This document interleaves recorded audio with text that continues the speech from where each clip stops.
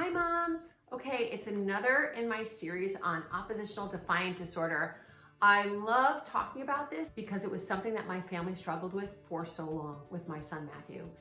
It is so challenging when you have a child that is angry and you have to walk on eggshells because you just don't know where they are in that moment.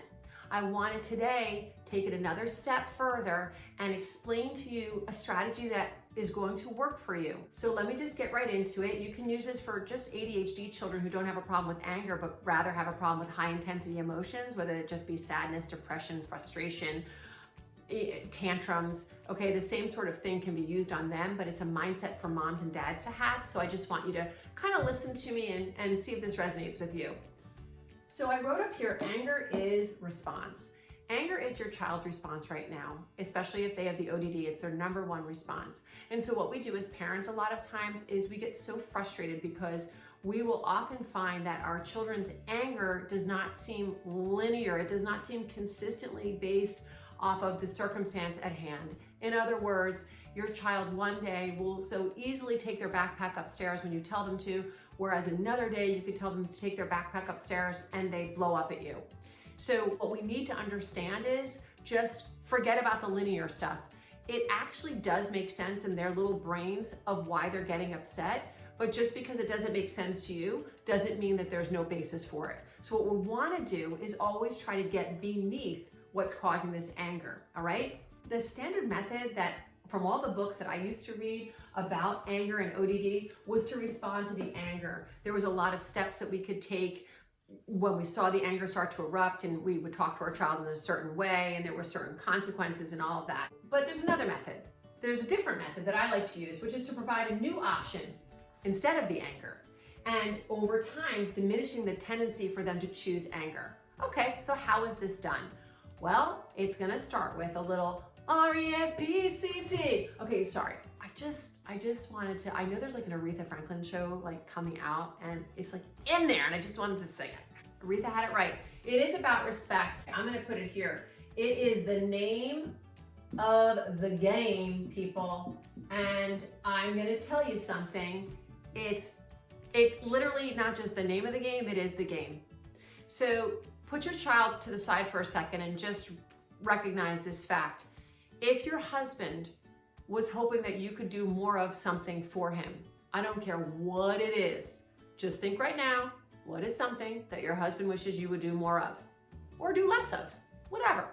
Okay, if your husband said to you one day, let's just pretend it's the dishes, we're gonna keep it there. It's the dishes and the dishes aren't done and he walks in and he says, you know, you never do the dishes, you hardly ever do the dishes. You're so, some days you do the dishes and some days you don't do the dishes. Like, I just wish you do the dishes. Mary does the dishes all the time. Down the street, I know, I've been to her house and she does the dishes. Can't you just get the dishes done? I need you to do the dishes. And then you do the dishes one day. And he walks in and he says, thank you so much for doing the dishes. I really appreciate that you did the dishes. Oh, it's so good if you do the dishes. I really like when the dishes are done. Would that actually make you feel amorous towards him? Because for me, it wouldn't. For me, I would almost be a little bit resentful that he even said anything. I'd almost want to let him know, like, listen, I did these dishes because I wanted the dishes done, not because you told me to do them, right? Because the way that he came at you to get the dishes done wasn't very respectful. It really didn't honor you at all. It really didn't show any appreciation for who you are and what you try to do during the day. And therefore, even if you had another day where you had a little extra time and you knew he was coming home and there's a full sink of dishes, you probably wouldn't even want to do them because you'd probably be like, no, I'm not doing it for him because I don't want him to think that he's got me and now I got to do it just so he's happy. I don't want him to think he's got me in that regard.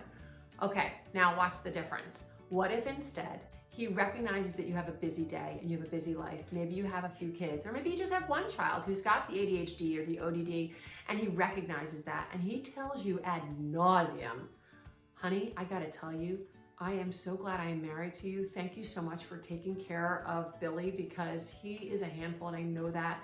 Oh my gosh, I'm just so happy that I have you. I'm so happy that you just run all day trying to do the best things for him, and then we have our other kids and you're always doing everything for them, and I know that you also have that part-time job, and just for you to keep it all together and to keep our family going, I just really appreciate it. I just really appreciate it. Thank you, thank you, thank you.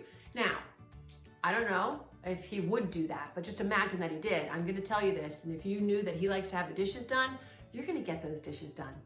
You're just gonna do it. It's what we do. When we are honored and respected, we want to repay that because we come from a place of thinking, we've been seen. Really, guys, that's all we want. We've been seen. Let me love you up. Let me do something for you that I know that you wish I would do. So, translate that to our children. Translate that to your children. So you don't want your child to be angry. I get that. But do you ever just tell them all day long everything that you like about them, everything that you respect in them, everything that you want to honor in them? Do you tell them all day long at every chance that you get? Instead of finding all the moments that they're ticking you off or that they're wreaking havoc in the home, do you find the moments when they're not doing that? Hey, Billy, I just want to tell you, I just noticed that you could have run right up the stairs and not listened to me when I asked you to bring your backpack up, and you just did it for me. I got to tell you, I really appreciate that. I know you're always trying to do your best, and I know that when I ask you, sometimes you've just gotten home from a really long day at school, and I just want to tell you, I really, really appreciate that. And if there's a time when you are just too tired to do it, please just say, Mom, I can't do it right now. And let me know. I'll carry it up for you. But I just wanted to tell you that it really is so good of you to just do that without any backlash. I really appreciate that.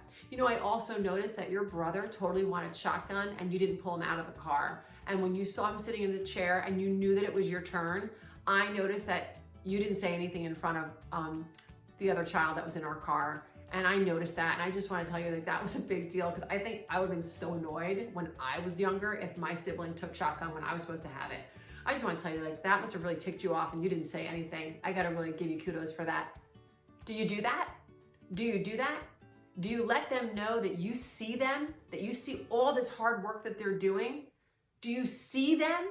Because when you see them, there will be that moment. I don't know when, but when you say, hey, Billy, can you bring your backpack upstairs? He's exhausted. He's exhausted. He may have had a really rough day. And you know what he says to you? Fine. That's huge because he didn't blast you because he's dealing with something. He's dealing with the way that his brain right now has now been wired. And for him, we are trying to rewire it. This is why over here I have deal with the perceptions first and a new response follows. What do I mean by that?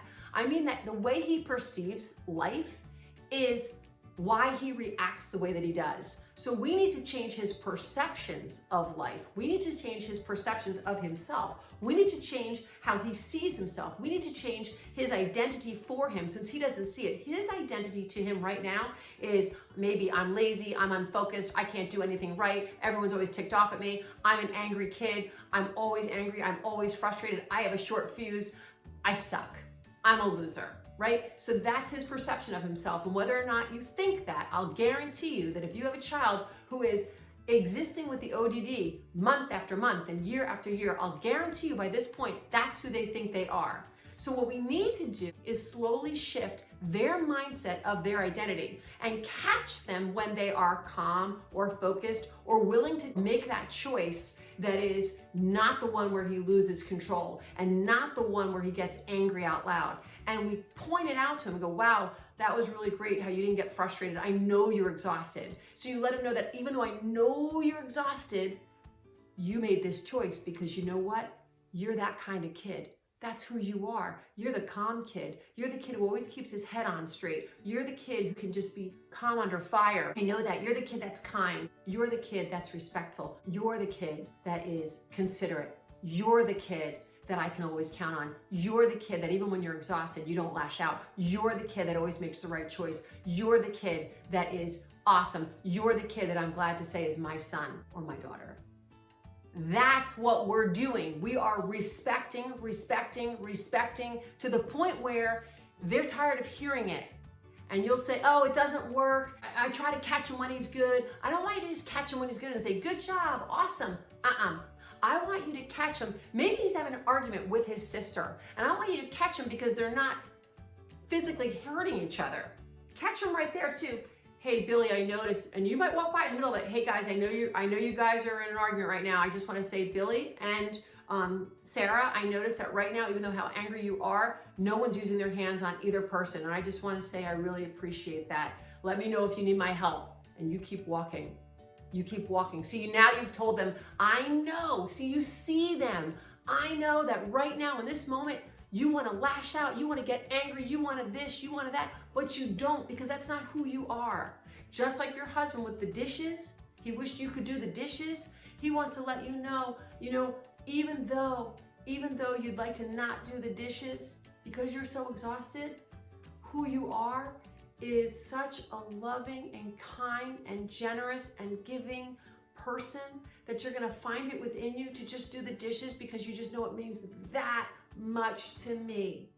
Okay? That's what I want you to take from this video, guys. I want you to realize the power of respect and the power of honor, and what you do when you start to really see your child, call out who they are, and walk them into this identity of who you'd like them to be. Name it for them. Name it for them. Change who they see themselves as so they can start to see themselves as that way. Once they see themselves as a particular identity, that's who they will behave like. That's where they will operate from. Okay. Hope that was good for you today, guys. I look forward to talking to you soon. Take care. You got this.